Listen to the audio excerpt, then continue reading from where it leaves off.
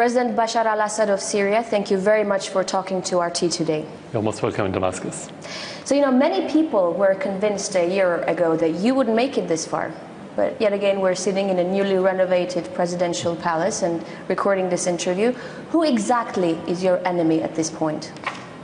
My enemy is terrorism, the instability in Syria. This is our enemy. It's not about people. It's not about persons. The whole issue is not about me staying or leaving. It's about the country being safe or not. So this is the enemy that we've been fighting as Syrians. I've been here for the last 2 days and I had a chance to talk to a couple of people from Damascus. Some of them say that whether you stay or go doesn't really matter at this point anymore. What do you say to that? I think for the president to stay or to leave is a popular issue. It's not personal issue. And the only way to define this term precisely through the ballot boxes.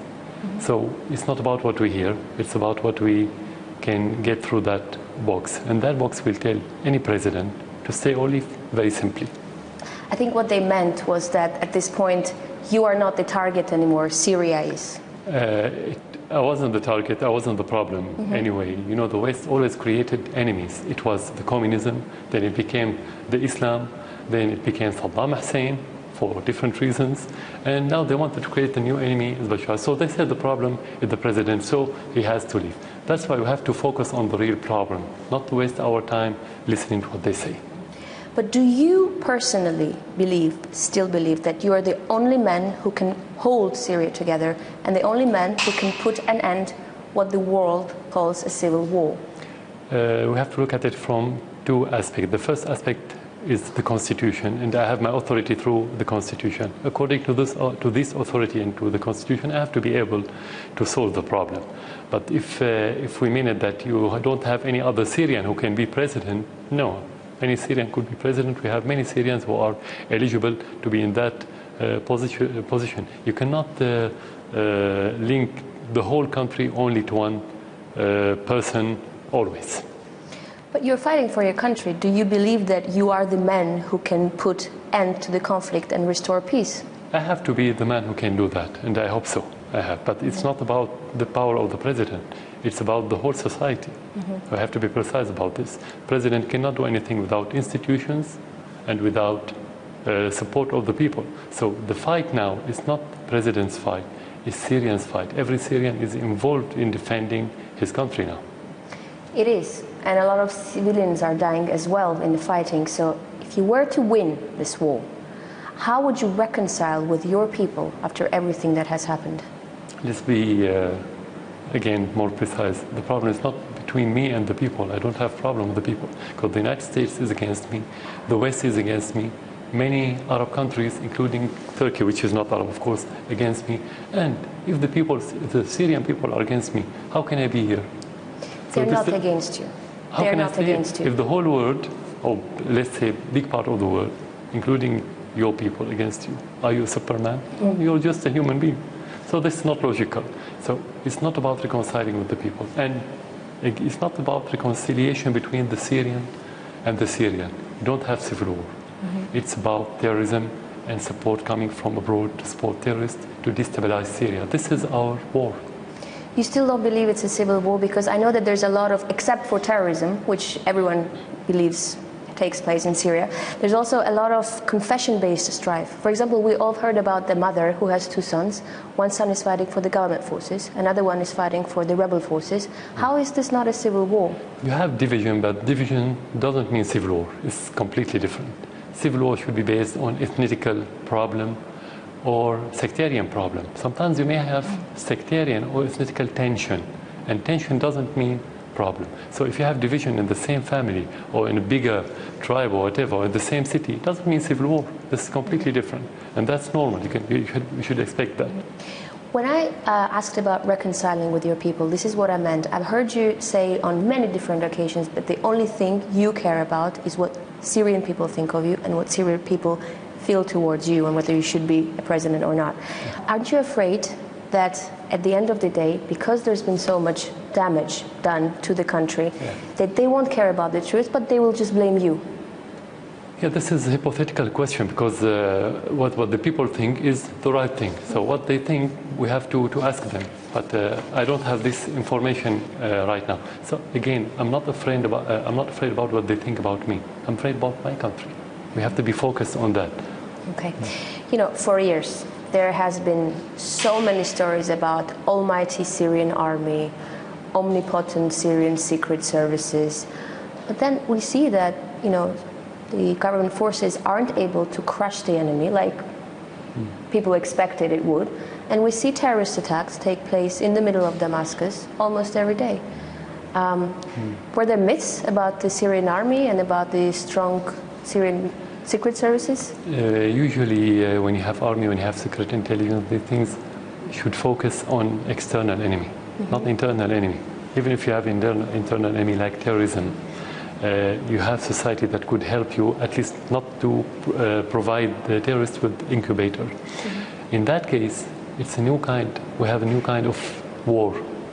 Terrorism through proxies, either Syrians living in Syria or foreigner fighters coming from abroad. So it's a new style of war. This is first. So you have to adapt with this new style. It takes time. It's not easy. Okay. And to say this is easy as a normal or let's say traditional or regular war, no. It's much more difficult. Second, the support that they've been had, that's been offered to those terrorists in every aspect, armaments, money, political, is unprecedented. So you have to expect that it's going to be tough war and difficult war. You don't expect a small country like Syria to defeat all those countries that have been fighting us through proxies just in days or weeks.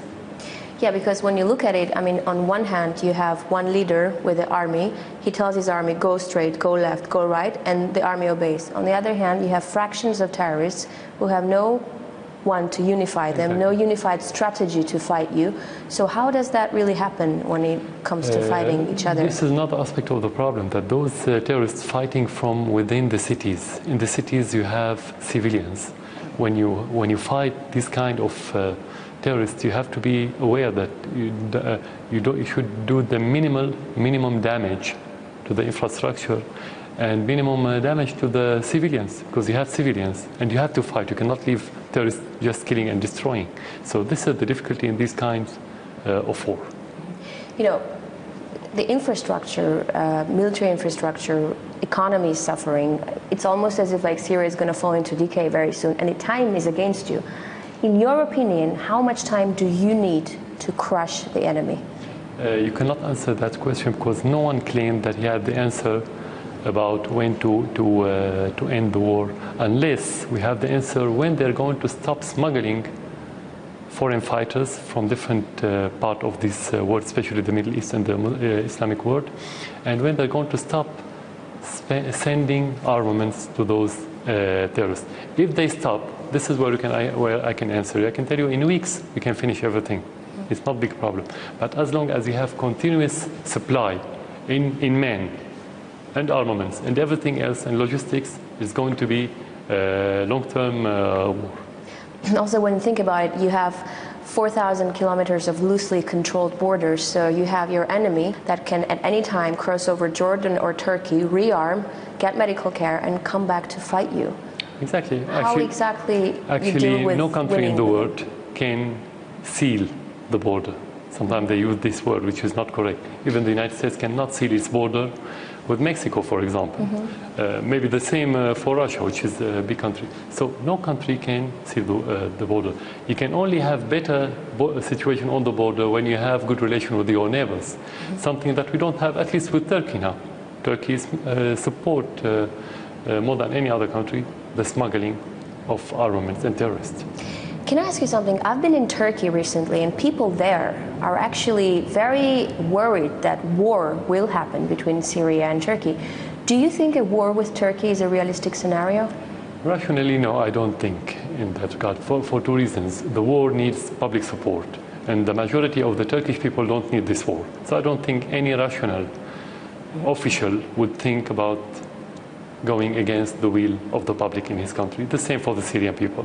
So it's not the conflict or the difference It's not between the Syrian people and the Turkish people. It's about the government and the official, between our official and their official because of their politics. So I don't see any war between Syria and Turkey in the horizon. When is the last time you spoke to Erdogan and how did the talk end? May 2011, after he won the elections. So you just congratulated him? Yeah, just and that was the last time? It was the last time. Who is shelling Turkey? The government forces or the rebels? In order to find the answer, you need a joint committee between the two armies in order to know who shell who. Because on the borders you have a lot of terrorists who have mortars, so they can do the same. You have to go investigate the bomb itself, the place and so on. And that didn't happen. We asked the Turks, the Turkish government, to have this committee. They refused. So you cannot have the answer. But when you have these terrorists on your border, you don't exclude them from doing so, because the Syrian army doesn't have any order to shell the Turkish land, because we don't find any interest in this, and we don't have any enmity with the Turkish people. We consider them as brothers, so why to do it? Unless that happens by mistake, you need the investigation. So far we don't have the answer. Because so you accept that it may be mistakenly from the government forces? That could happen. This possibility. In every war you have mistakes. You know, in Afghanistan they always talk about friendly fire. If you can kill your soldier. So that it means in every war that could happen. But we cannot say yes. Tell me something. Why has Turkey, that you call a friendly nation, become a foothold for the opposition? Not Turkey. Only Erdogan's government. Only, just to be precise, not the Turkish people. Turkish people need good relation with the Syrian people. This is Erdogan. I think he believes that if Muslim Brotherhood take over in the region, and especially in Syria, he can guarantee his political future. This is one reason. The other reason, personally, he thinks that he is the new Sultan of the Ottoman, and he can control the region as it was during the Ottoman Empire under a different, let's say, umbrella, which is the Islamic, but not the Ottoman Empire, not to be Khalifa. But in his heart, he thinks that he's Khalifa, maybe. These are the main two reasons for him to change or to shift his policy from zero problems to zero friends. But it's not just the West that opposes you at this point. You have so many enemies in the Arab world.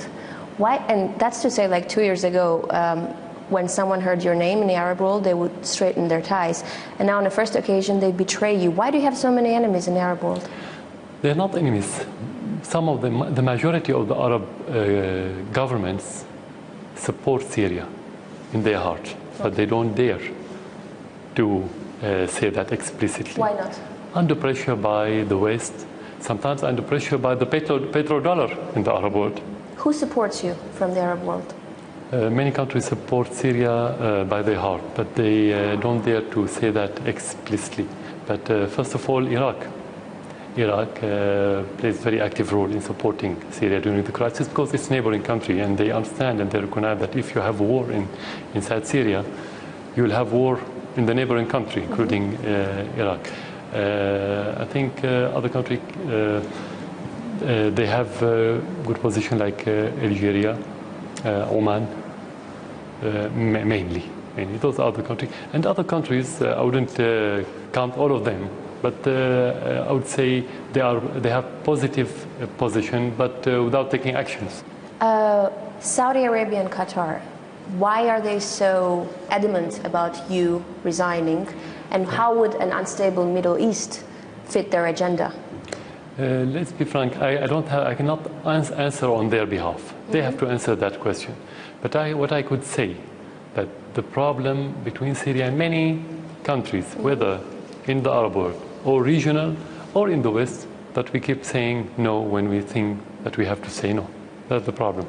And some countries, they believe that they can control Syria through orders or through money or petrodollars, and this is impossible in Syria. This is the problem. Maybe they want to play a role. We don't have problem. They can play a role. Whether they deserve or not, they can play a role. But not to play a role at the expense of our interests. But is it about controlling Syria or about exporting their vision of Islam to Syria?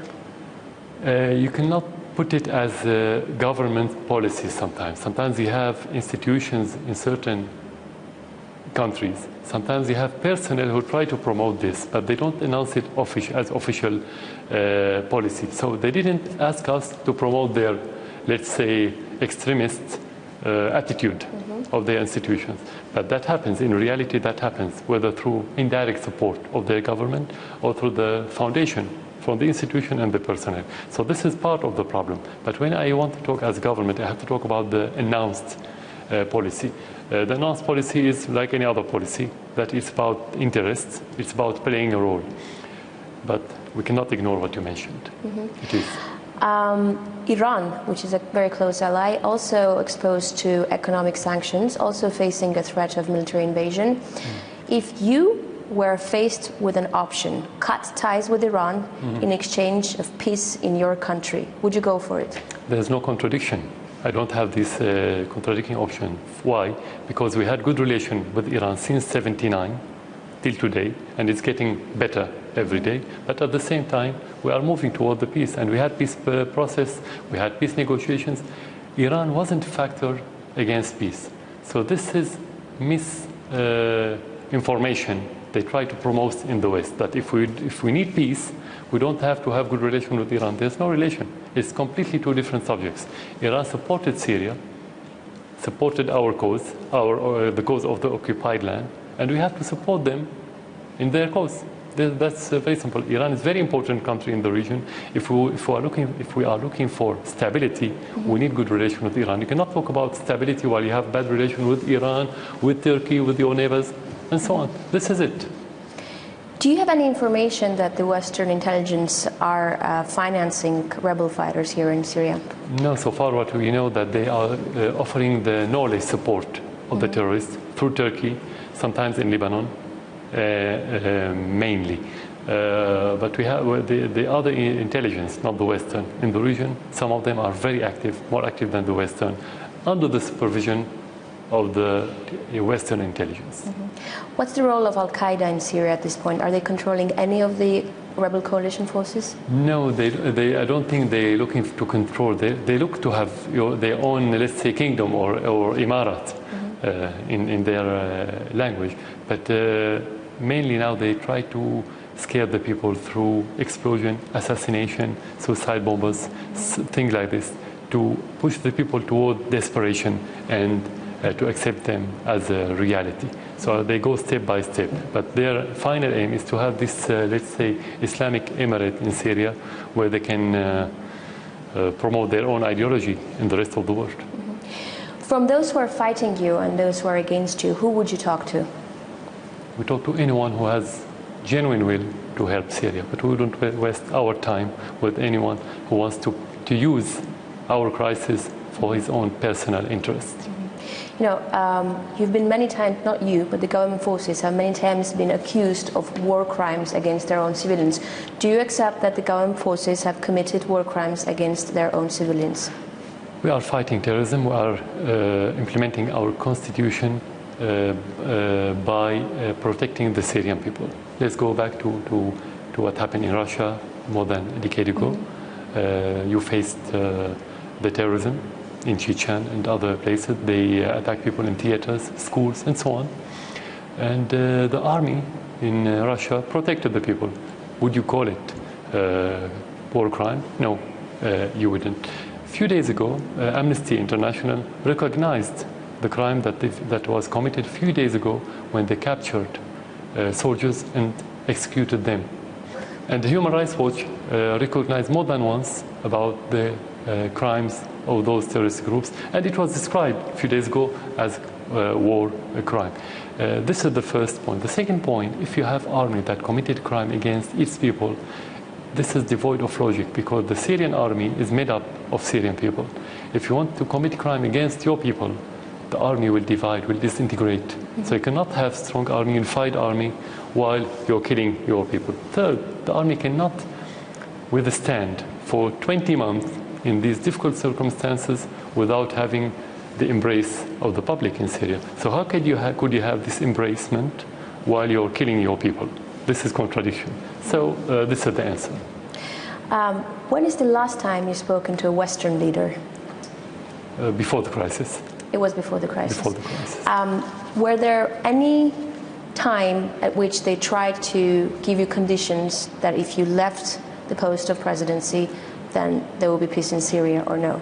No, with me directly, no. But whether they propose that directly or indirectly, it's a matter of sovereignty. Only the Syrian people will talk about this. Whoever talk about this in the media, in a statement, directly or indirectly, has no meaning and has no weight in Syria. So, no.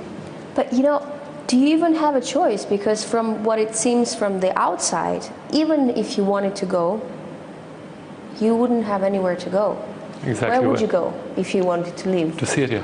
I would go from Syria to Syria. This is the only place where we can live. I'm not puppet. I wasn't made by the West to go to the West or to any other country. I'm Syrian. I'm made in Syria, and I have to live in Syria and die in Syria. Do you think that at this point there could be talks or diplomacy, or we've reached a stage where only the army can do the thing? I always believe in diplomacy. I always believe, and I always believe in dialogue, even with people who doesn't understand, who doesn't believe in dialogue. You have to keep trying.